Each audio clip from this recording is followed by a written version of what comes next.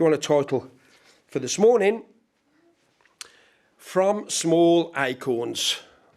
From Small Acorns, then I suppose you can say the unbelievable can happen, the unbelievable will happen, but from small acorns.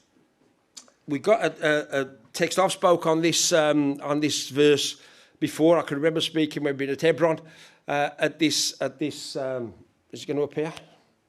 At this, and it's just one verse that we all know extremely well. But surely, people, I can't understand people who wouldn't want immeasurably more than we can ask or imagine. In anything, sometimes you go out for something to eat, don't you? You shouldn't have that extra portion of pudding, but you like that extra portion of pudding, but you have that extra portion of pudding. Things that you like and you get into, you want a bit more of. And when you start thinking about the things that we want a bit more of, I suppose it's individual choice, isn't it? But what you want more of, you get more of. You strive to get more of.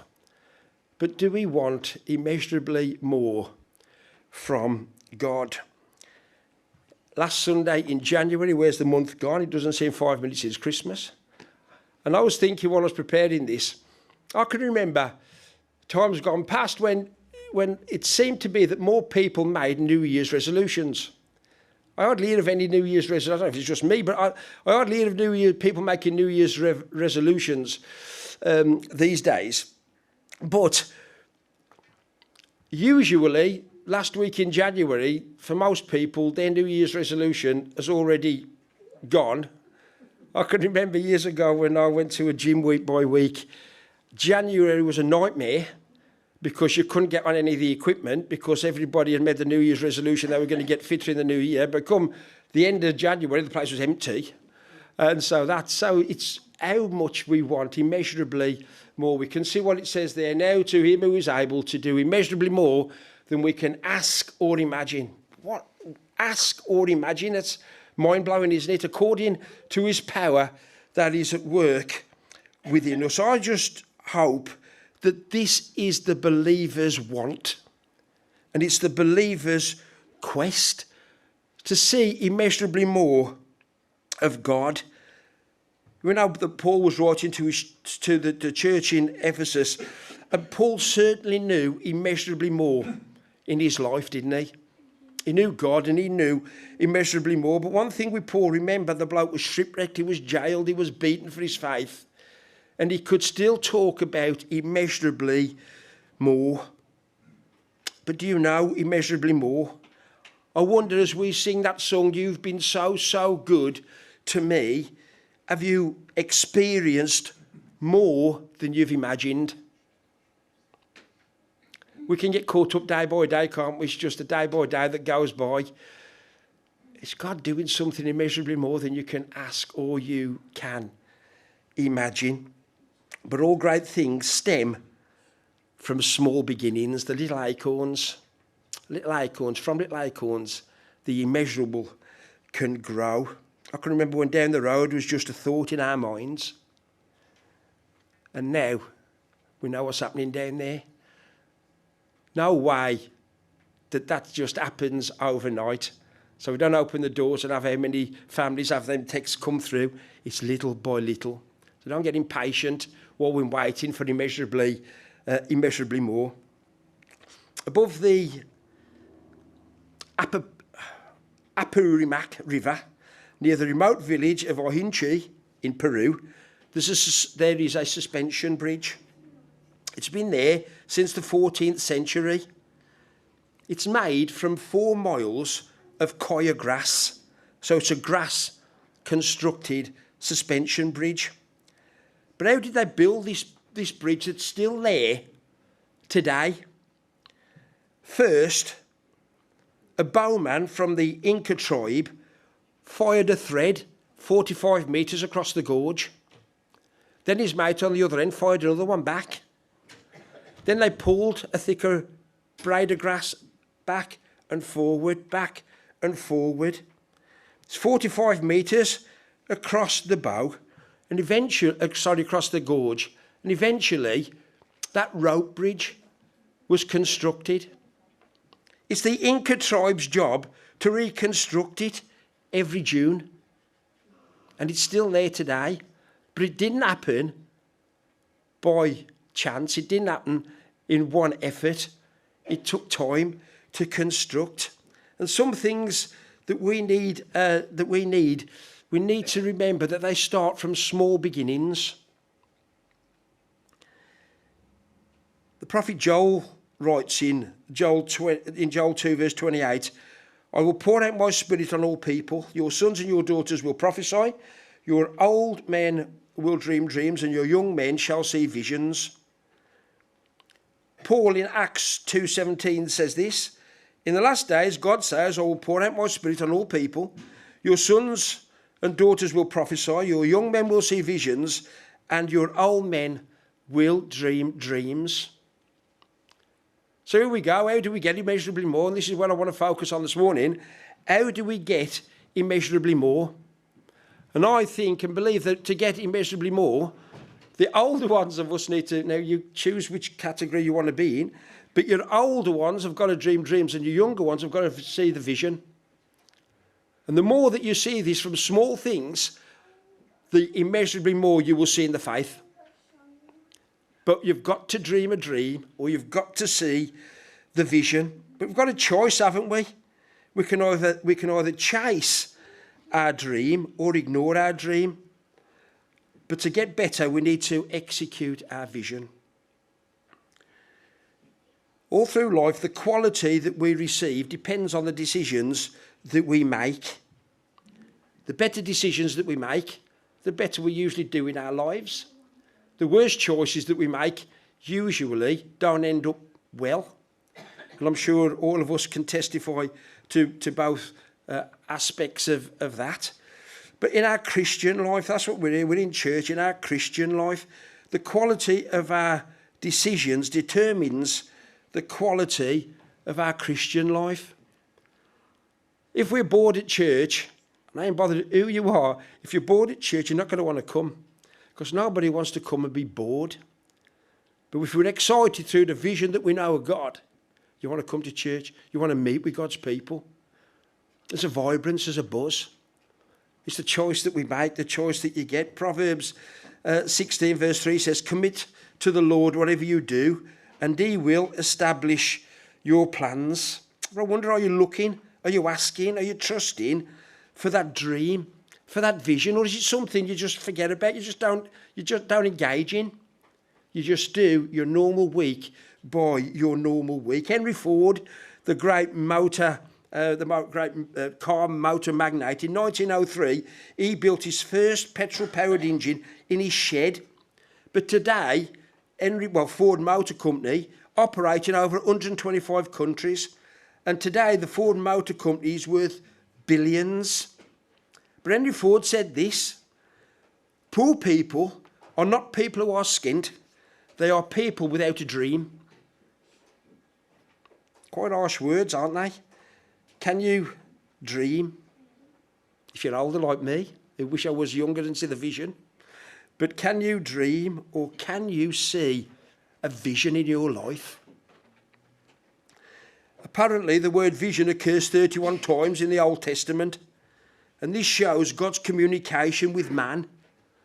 This is through inspired revelation. But the one that's fired around quite often within church, Proverbs 29 verse 18, where there is no vision, people perish. And usually people attach that to the church. Well, the leadership have got no vision, the congregation's going to perish. But I read that as saying, if the people haven't got a vision, people perish. You need a vision. You need to know what God's about. You need to see where he is, what he wants to do. A God-given vision must be inspired. Someone once defined vision as foresight with insight based on hindsight. Another definition of vision is an informed bridge from the present to the future. But a God-given plan, a God-given vision a God-given vision is man making God's vision reality. Is this what we want to be involved with here at church? Do we want to be about God's business? Do we want to receive God's vision that turns the plan into reality? Because that's what we need to do. We're called to serve in the place that we are put. And you know what? God's plan is fully inclusive. So you can say you're retired and you've done your work in the church. You hear that one as well. But it's your turn to dream the dreams. I was thinking about this. Well, what's the difference between a dream and a vision? Why should old people dream the dreams and young people see the vision? And it come to me that old people can dream the dreams because they've had life's experience. They can dream the dream. They can think of what the next step could be. And then the younger people can catch the vision of the dream of the older people. It all works together. And that's how God works. Nobody retires in kingdom business. We just dream the dreams. And hopefully the younger people will work as a team to build the vision. It's all inclusive. But I just wonder, are we dreamers or vision killers? Will the kingdom benefit from our dreams and visions? Or will the kingdom be limited by our dreams and visions? Henry Ford also said, don't find fault, find a remedy. God's got a vision for every individual life. It's just up to us to catch hold of that vision and do what God wants us to do. Seek God, seek that vision, dream that dream, and trust God to accomplish all that he wants to do through you. Immeasurably more. Immeasurably more. Numbers 13, we know the story, and it's no surprise when we're talking about dreams and visions that I refer to Numbers 13, because in Numbers 13, it's when Moses sends out the 12 spies.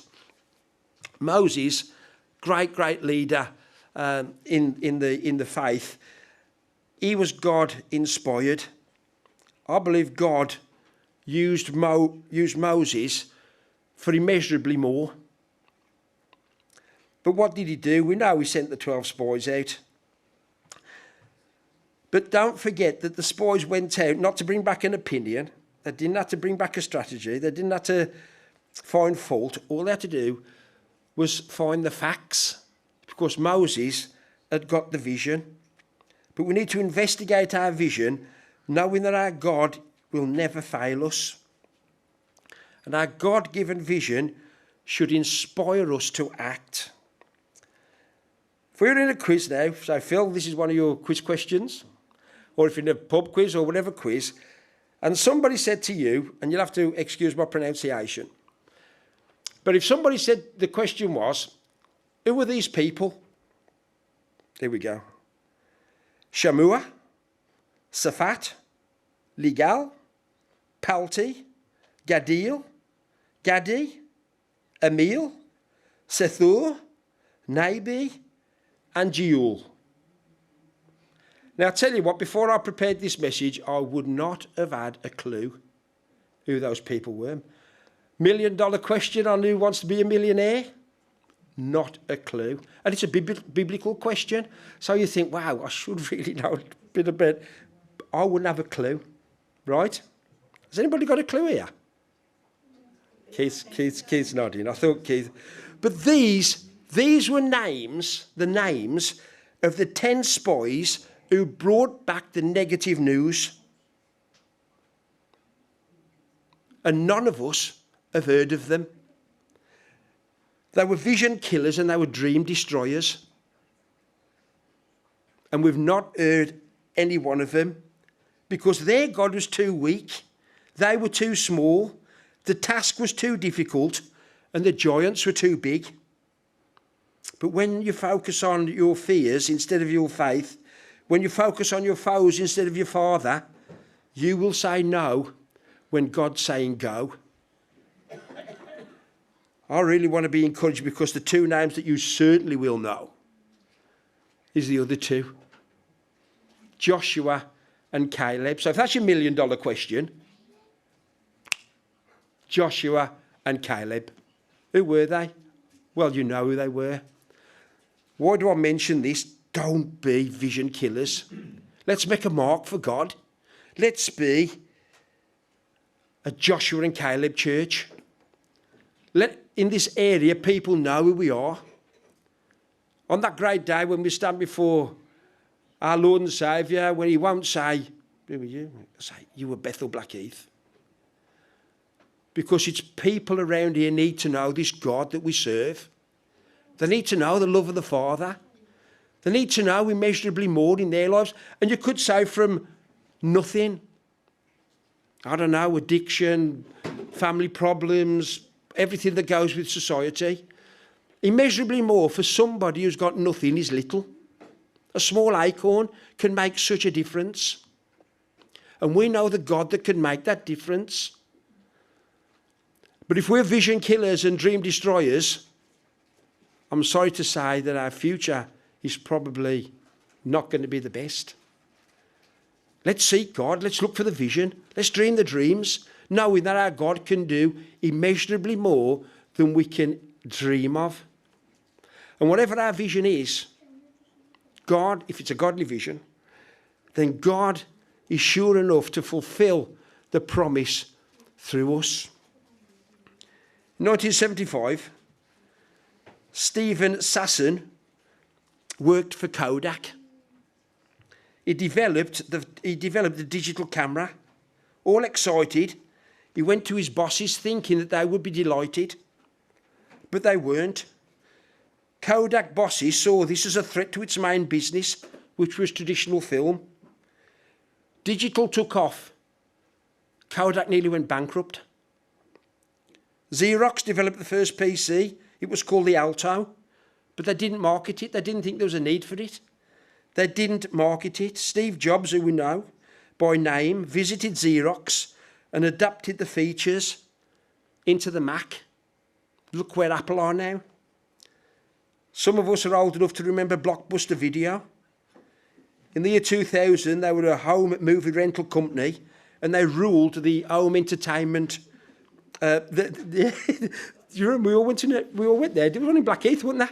And they ruled the home entertainment business. Along came a struggling online mail order company in need of cash. They were called Netflix. They went to Blockbuster and asked the board of Blockbuster if they wanted to buy Netflix for the sum of £57 million. But they were laughed out of the building, thinking that Netflix was a waste of time. You know what happened next? People stopped renting DVDs, and today Netflix is worth £160 billion. People who missed out on immeasurably more. Us as a church, please, please, please. I say this message in the first month of the year for the rest of the year 2022. Let's see immeasurably more. Let's not be a spiritually bankrupt church by the end of the year. Let's see the place grow. But we need dreams and we need visions, God-given dreams and God-given visions. The other thing we need to do is get behind the dream and vision. Don't be killers of what God is giving us. I just wonder, here at Bethel is the most beautiful song yet to be sung, is the best sermon yet to be preached, is the greatest work yet to be done. I believe it could be that we can do immeasurably more in this place. But we've got to see the vision that God is putting before us. We need the ability to see God's presence. We need to perceive God's power. And we need to focus on God's plan. Here at Bethel Blackheath, we can grow. Remember from small acorns, from that first thread of grass that built the bridge in Peru, from that first inquiring prayer, from being available, from wanting immeasurably more, God can work and God will work because God's alive. He's sitting on the throne. He wants the best for us. And I'm sure that God's not done with us. But can we work for him? Let's seek our dreams and visions here at Bethel Blackheath throughout 2022. Thank you.